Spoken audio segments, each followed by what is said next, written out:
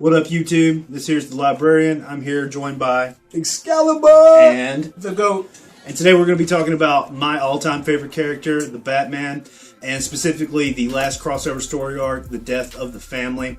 A lot of people they're liking it. They love the story as a whole, like I did. And then I know the G.O.A.T. had his grievances. Wasn't a fan. And then Excalibur. I liked it, but I understand why people don't like it. Yeah.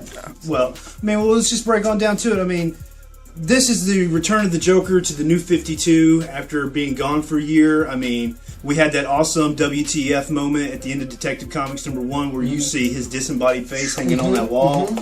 And you get that, like, where are they going to go from here? And then they don't do anything for a year. For a while. And then they finally do bring it all back. And Joker, I will admit, comes back with a bang. He does come back with it. I have to say that I love the face, the how you stitched it on, and I love that it fit with his sinister craziness. I know you hate that, but well, I mean, dude, Greg Capullo did a great job in the art. Fantastic art. Yeah, I mean, the art is super creepy. Really good. Yeah, it fits the serious tone. It is of lovely the whole look series. But it does get gimmicky. That's what I'm saying. At the end of the day, I just think the Joker's too iconic of a character. He doesn't really need a gimmick like that, you know.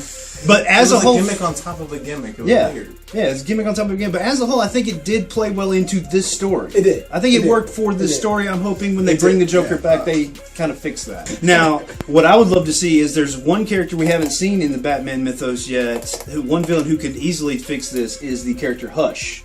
Because as we know from old 52 lore, Hush is a master surgeon who made his face look like...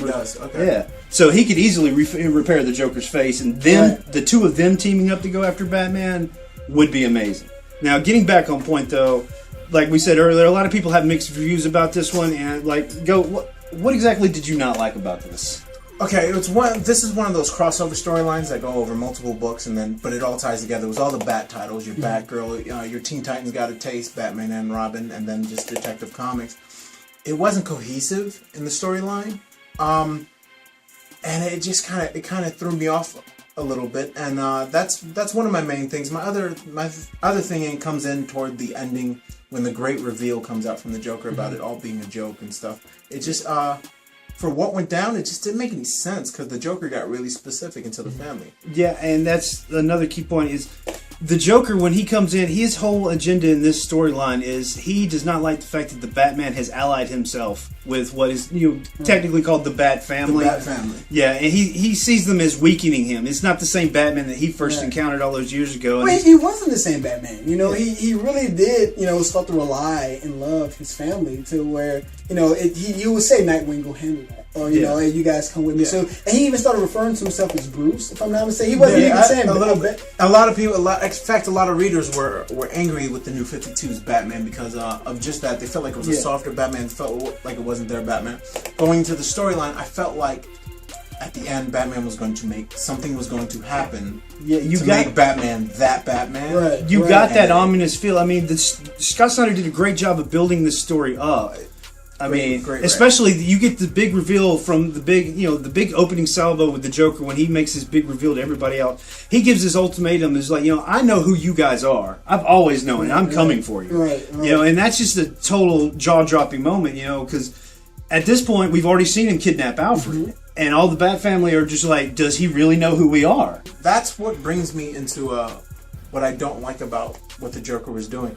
He gets very specific as far as how he attacks the family. Yeah. He kidnaps Alfred.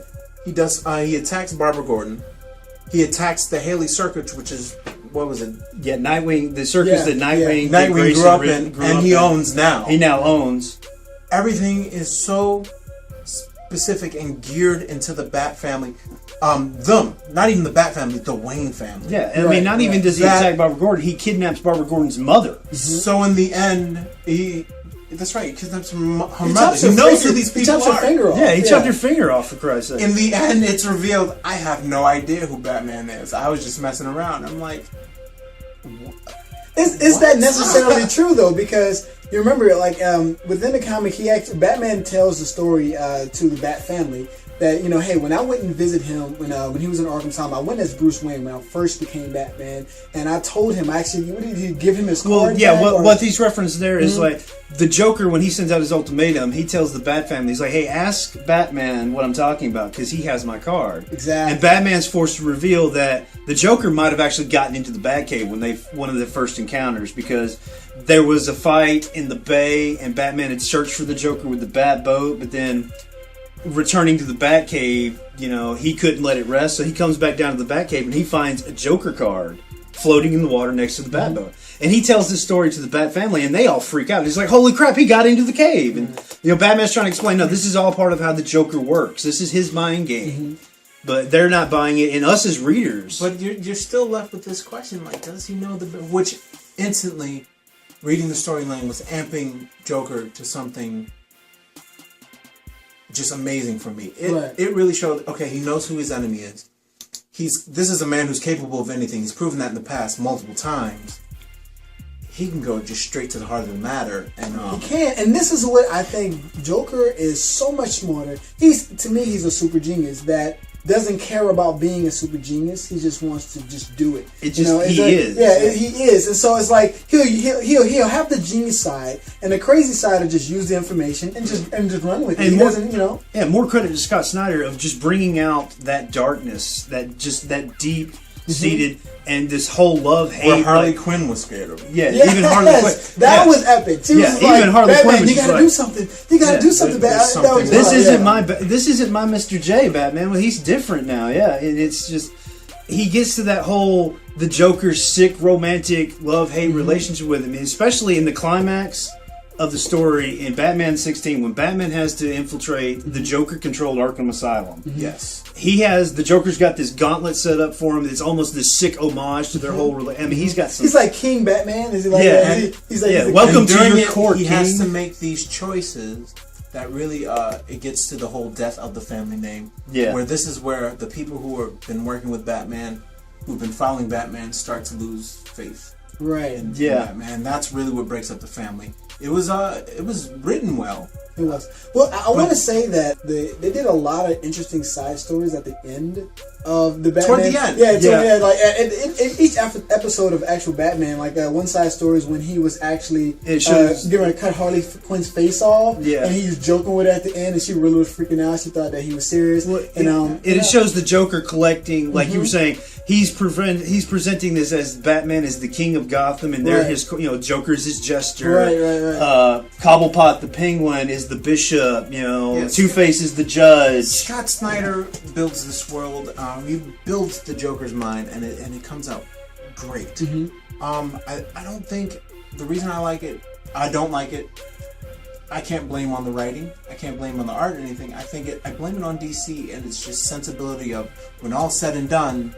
Nothing happened. Nothing happened. This is not something. I still don't feel like this is something that's going to affect them forever. Yeah. I feel like given another 2 months, the Bat family is going to be back together. Right. Like that never happened. Right. I'm like, what was the point of this storyline? Joker's just going to have his face back. Being my favorite character and all, the Batman storyline, it's a never-ending cycle of Batman has close-knit family. XYZ happens, that family gets dispersed. He becomes a darker, more brooding character.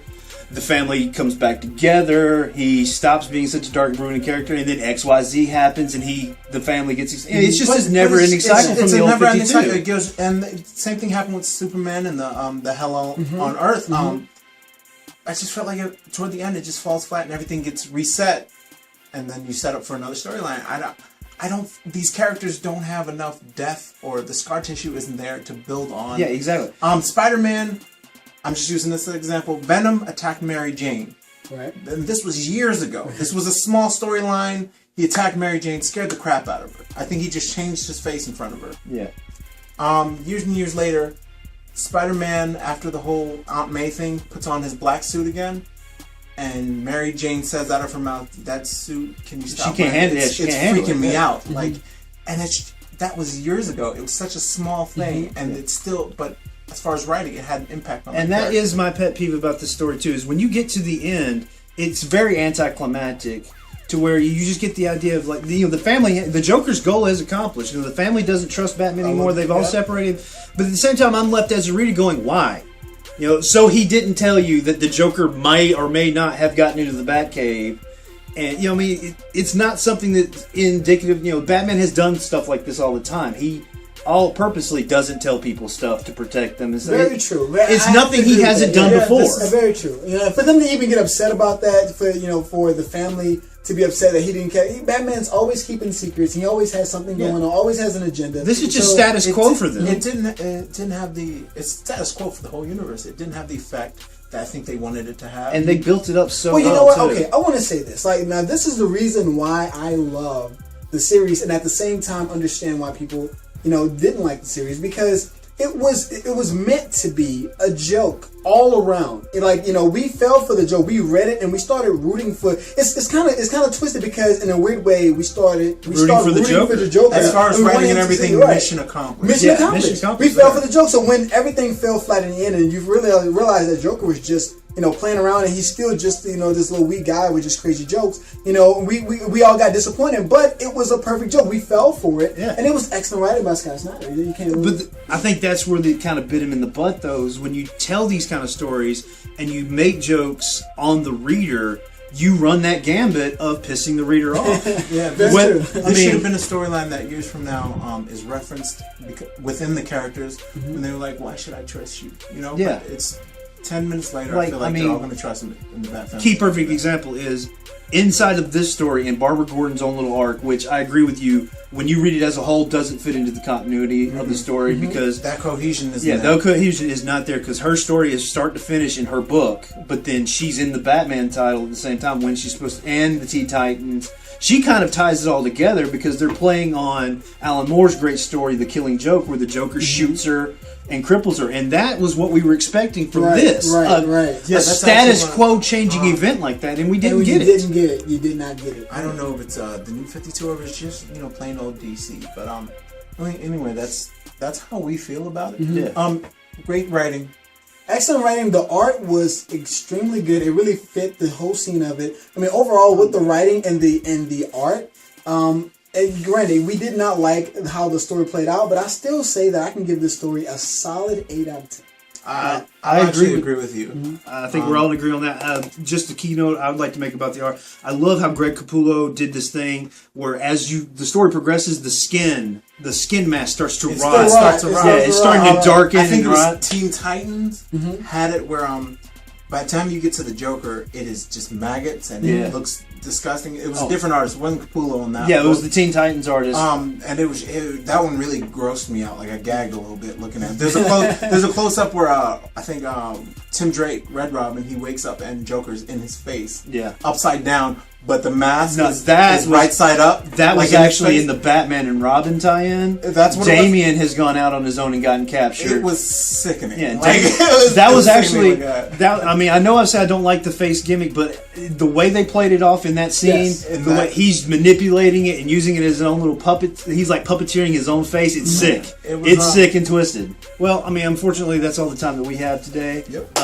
We would love to hear what you guys have to say, so feel free to comment down below. And do not forget to go to comicbookstorelocator.com to help find a local comic book store near you in case you want to pick up these books. Support the craft. Yes, definitely support this craft. DC and Marvel both have apps that you can download on your smartphone and buy the stories direct. Please support the craft whenever you can. And once again, signing off, this is the Librarian, joined by Excalibur and the GOAT. Thanks for watching. Coming to you live from the booth, all I do is speak truth. I'ma keep spitting like I got one too. People gon' hate, let them do what they do. I'ma show love, try to incite the youth just to keep it real. I'm shining like a star with no record deal. That's how I feel, man, I'm too hard like steel. You better recognize the king, then proceed to kneel. For real.